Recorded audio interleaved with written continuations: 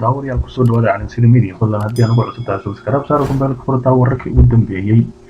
odayaasha dhaqanka ee beelaha dega galmudug ayaa si weyn u canaantay ra-iisul wasaare xasan cali khayre isla markaasina uu hanjabay sheegay inuu faraha kala baxo sida uu u wado galmudug isla markaasina daacad ka ahayn asigoo doonaya xildhibaanada cusub inay dowladda federaalk Soomaaliya ay lahaato isla markaasina odayaashii dhaqanka rasmiga ah ee 2015 oo bedelay si kastaba ha ahaatee odayaashan ayaa wadadii madaxweyne xaaf raacay isla markaasina si weyn ugu soo horjeestay sheegayna inuusan meesha u joogin danaha ummadda reer dhuusamareeb isla markaasina reer galmudug isla markaasina u joogo dana gaar ah taasina ay ka yeeli dooneen odayaasha ayaa markii ugu horeysa gaashaanka u daruuray isla markaasina sheegay khayra wax walba u dhisay inaysan suurtagal ahayn inta badan beelaha degan maamulka galmudug oo siyaabo kala duwan warbaahinta ula hadlay ayaa si weyn uga soo horjeestay qorshaha ra-iisul wasaaraha Soomaaliya uu ka wado magaalada dhuusamareeb ee caasimadaasi galmudug qaar ka mid ah odayaasha dhaqanka ayaa khayro ku eedeeyay inuu bedelay inta badan odayaashii soo saxiixay dhismaha maamulka galmudug ee sanadii 2015 isla markaasina kuwii saxda ah oo ku bedelo kuwa feelsa ah isla markaasina uu doonayo in xildhibaanada ay soo xulaan kuwa ay wataan ra-iisul wasaare khayre isla markaasina hadhow ay u ololayaan doorashada soo socoto taasina ay macquul ahayn waxa ay sidoo kale sheegeen in dowladda Soomaaliya ay doonayso in xildhibaano ay soo qortay ay saxiixaan odayaasha dhaqanka isla markaana aysan arrintaasi aqbali doonin marnamada ay bakoorada soo baxsan doonaan waxa ay sheegeen in dowladda dhexe ee Soomaaliya ay doonayaan maamul dadka deegaanka ay leeyihiin in laga dhiso galmudug laakiin ay doonayso maamul u shaqeeya dowladda Soomaaliya ay si gaar ah jeebka ugu jiro ra-iisul wasaare khayre taasina ay macquul ahayn madaxweynaha maamulka galmudug Axmed Ducaale Geelle Xaaf oo la hadlay qaar ka mid ah warbaahinta ayaa si adag u eedeeyay dowladda dhexe ee Soomaaliya oo sheegay in aysan ku fashilantay dhismaha maamulka galmudug waa warkii xalay aan gudbinay si kastaba ha ahaatee Geelle ayaa ku eedeeyay dowladda Soomaaliya inay wadato maamul ayaga u gooni ah aysan ka talinaynin aayaha iyo mustaqbalka galmudug isla markaasina ay yihiin dana gaar ah oo wata ra-iisul wasaare khayre odayaasha ayaa wadadii iminka soo raacay madaxweyne Geelle Xaaf waxa uu sheegay in odayaasha dhaqanka beelaha maamulka galmudug ay cabasho usoo gudbiyeen isla markaana ay u sheegeen in aysan jirin xildhibaano ay soo xileen oo dowladda dhexe ee Soomaaliya jeebka ay ka wadato waxa uu xusay in cabashooyinka badan ay ka soo gaareen qaybaha kala duwan ee bulshada deegaanada maamulka galmudug isla markaana uu ka shaqeyn doono dhismaha maamul loo dhan yahay ayuu yiri madaxweyne Geelle Xaaf si kastaba ha ahaatee odayaashii rajada weyn uu ka qabay ra-iisul wasaare khayre isla markaasina maalmo dhaweed la kulmay ayaa iminka kusoo kala fireeyay maadaama markay arkeen in odayaashii hore la bedelay isla markaasina khayre oo wado khiyaano aad u weyn iminka ay kasoo horjeesteen si kastaba ha ahaatee dowladda federaalk Soomaaliya ayaa mucaaradkeedii aad u badanayo maadaama sanadkii hal sano oo kaliya u dhiman yahay ama bishaan haddii laga reebo 11 bil ay u dhiman tahay isla markaasina kala guurkii lagu jiro ayaa meel kasta ay kusoo fashilmaysaa si kastaba ahaatee weerarkani iminka lagu qaaday ra-iisul wasaare khayre ayaa la ogeyn halka uu ku biyo shuban doono isla markaasina khayre ayaa doonayo inuu boogsiiyo dhismaha maamulka galmudug isla markaasina si hoose arrintaasi loo dhameeyo halkaan iga daawanaysan waa calansida media fadlan la joog Axmed Madoobe iyo Saciid Dani oo heshiiyay farmaajo isla markaasina dhinac ka soo wada jeesan doona sidii ay dhuunta u gali lahayd sanadka ugu dhiman farmaajo si ay u ridaan isla markaasina uusan mar kale u soo laaban madaxweyne Dani iyo maamulka Jubbaland oo si weyn ugu soo horjeeda isla markaasina khilaaf xooggan kala dhaxeeyo dowladda federaalk Soomaaliya ayaa kulmaya madaxweynaha maamulka Jubbaland mudane Axmed Maxamed Islaam Axmed Madoobe ayaa bari ku wajahan magaalada Garowe ee xarunta gobolka Nugaal sida ay warbaahintu u xaqiijiyeen in loo kalsoon yahay isla markaasina safarkiisii iyo soo dhaweyntiisa la diyaarinayo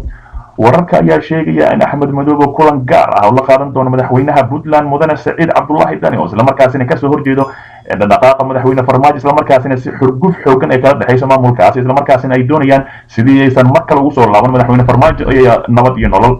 kulanka ayaa waxaa lagu soo waramayaa labada madaxweyne ay ugu hadli doonaan doorashooyinka sida weyn oo muranka badan u dhaliyay 2020 ilaa 2021 iyo hanaanka kala guurka ee dalka isla markaasina sanad qura ayaa ka dhiman haddii aad mar maqashin kala guurka dowladda waxa waa in dowladda iminka talada haysa ayaa gabagaba isla markaasina mucaaradka ayaa sii badanaya oo waxa laga yaabaa casilaadda inay sii badato isla markaasina xisbiyo cusub is aruursi cusub isla markaasina nin walba xil weyn meesha ka qaban lahaa ayuu u guuraya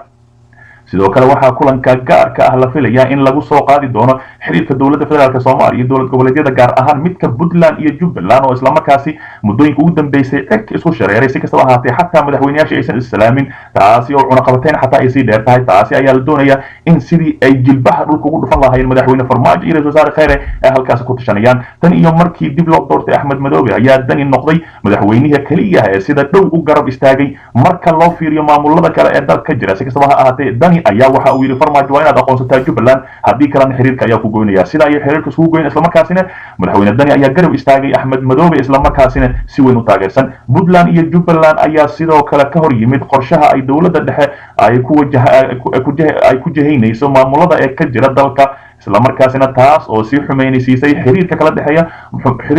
xukuumadda federaalk Soomaaliya gaar ahaan labada maamul iyo nabad iyo nolol lama oga halka uu ku furan doono khilaafka waalida ah ee weli dowladda kala dhaxeeyo labadan maamul iyadoo la diyaarinayo qorshaha doorashooyinka 2020 sidii uu madaxweyne Farmaajo dib ugu soo laaban lahayn maadaama boqolkiiba 40 uu dalka dhulka la galay sida warbixinta loo dhigay si kastaba ha ahaatee labada madaxweyne ayaa heshiiskooda ay warbixinadooda soo saari doona tan iyo haddii berito ay kulmaan isla markaasina lagu falaqayn doona sidii jilbaha dhulka loogu dhufan lahaa kursiga madaxweyne Farmaajo isla markaasina la doonaya in la soo celiyo nin maamul goboleedyada iyo dowladda federaalk Soomaaliya isku wadaya si kastaba ha ahaatee wixii ka soo baxa dib ayaa ka daawan doontaan calansida media dhanka kale baarlamaanka Ciraaq oo ansixiyay qaraar ka dhan ah ciidamada Mareykanka isla markaasina la yiri waa inaad maalmo ugu baxdaan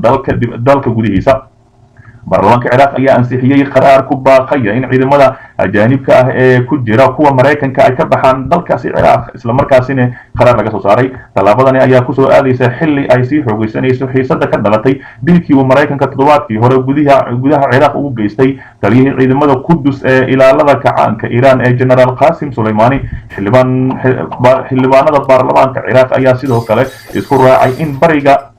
bariga badda iyo hawada Ciraaq laga mamnuuco dhammaan xoogagga ajaanibka ah sida la sheegay qoraalkan baarlamaanka ayaa ku baaqaya xukuumadda Ra'iisul Wasaare Caadil Cabdul Mahdi inay xaqiijiso soo gabagabeynta joogitaanka dhammaan ciidamada ajaanibka ah ee ugu horeeya ciidamada Mareykanka isla markaasina saldhigyada waaweyn ku leh dalkaasi iskaga baxaan Mareykanka ayaa waxa Ciraaq ka jooga ciidamo gaaraya 5200 oo askari lama oga xilliga ay ka bixi doonaan Ciraaq Mareykanka ayaa jimcihii la soo dhaafay dilay General Qasim Soleimani oo ahaa maskaxdii ka dambeysay in Iran ay samayso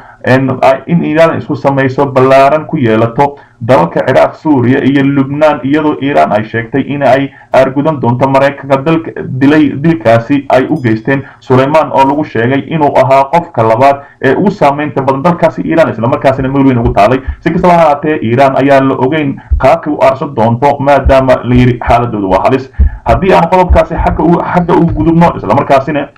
Iran la doonayo inay halkaasi ay sheegtay inay argoosan doonto taasina aan la ogeyn sababtay u argoosan doonto dhinaca kale xaaladii Mukhtaar Abu Mansuur oo aad loogu soo deerinayo iyo xildhibaano si degdeg ah u kulmay isla markaasina war ka soo saaray xildhibaan Idriis Cabdi Taakar oo ka mid ah xildhibaanada baarlamaanka dowladda federaalk Soomaaliya ee ka soo jeeda deegaanka Koonfur Galbeed ayaa soo jeediyay in loo midoobo arrinta Mukhtaar Robow oo waa lixun arrintaas ku sugan tahay isla markaasina ay macquul tahay inuu halkaas ku geeriyoodo taasina ay xaq ahayn dowladda federaalk Soomaaliya ayaa soo xigtay Mukhtaar Robow oo markii ka tirsanaa ururka Al-Shabaab dhamaadkii 2018 kadib markii uu isku soo sharaxay doorashada Koonfur Galbeed waxaana xildhibaan Idriis uu sheegay inay xaaladiisa caafimaad aad u xun tahay kadib markii uu dhowr maalmood ka soomay cuntadii isla markaasina xabsiga ku yaala warbaahinta ayaa khamiistii baahisay in ehelada Mukhtaar Robow ay sheegeen inuu muddo 3 maalmood cuntada ka soomay xilligaasi isla markaasina xaaladiisa ay sii xumaanayso mid ka mid ah eheladiisa oo magaciisa lagu sheegay Nuno ayaa ka hadlay idaacadaha maxalliga ah ee ka jira ama sida gaarka loo leeyahay gaar ahaan kulmiye wuxuuna sheegay inaysan garanaynin sababta sidoo kalena aan loo ogoleyn inay arkaan balse lagu wargeliyay in muddo 3 maalmood uusan waxba cunin si kastaba ha ahaatee arrintaasi ayaa cid isku soo shiraraysa isla markaasina xaaladiisa ay tahay halis xildhibaanka waxa uu sheegay in xildhibaan kale oo loo baahan yahay mowqifka adag inay ka qaataan arrinta Mukhtaar Robow sidoo kale wuxuu rahmaday hanjabaad ah inay isaga taagan yihiin dowladnimo isaga tagi doonaan dowladnimada haddii aan loo fulin rabitaankooda ay isku raaci doonaan ayuu yiri sidoo kale xildhibaanka wuxuu wax badan ku soo celceliyay in go'aanka ay ka qaadan doonaan haddii aan loo soo daynin Mukhtaar Robow ay kalsoonida kala laaban doonaan dowladda federaalka Soomaaliya waqti yar ka hor ayay ahayd markii uu muuqaalka baraha bulshada kaga soo muuqday wuxuuna soo jeediyay sidoo kale inay galabtii isku yimaadaan arrintani ayaa imaanaysa xilli laga dayrinayo xitaa badqabka Mukhtaar Robow oo la xasuusto inuu isku soo dhiibay dowladda federaalka Soomaaliya waxaana la sugi doonaa go'aan ka soo baxa iyo hay'adda arrintaas u xilsaaran xildhibaanada koonfur galbeed ee ku jira baarlamaanka federaalka Soomaaliya iyo sida ay u noqon doonto ficilcelinta dowladda hor kulanka iyo kadib isla markaasina cabashada aad u soo bixisa si kastaba ha ahaatee dad badan ayaa isweydiinaya Mukhtaar Robow sababta uu xiran yahay isla markaasina jeelka ugu sooman yahay cuntadii iyo ninka lagu magacaabo Sheikh Xasan Daahir Aways isla markaasina baraha bulshada isticmaal isla markaasina si live qof walba u garbaashayo ilmana halkaas ku dhalayo farqi ugu dhaxeeyo ninkan uu isoo dhiibay sababta ninkan xabsiga loogu hayo ninkan guri xur ah isla markaasina carruur uu dhalayo ay tahay taasi ayaan la ogeyn sababta ka keentay madaxweyne Farmaajo wararkayna xiga ayaa ku soo tabin doona wararka ugu dambeeya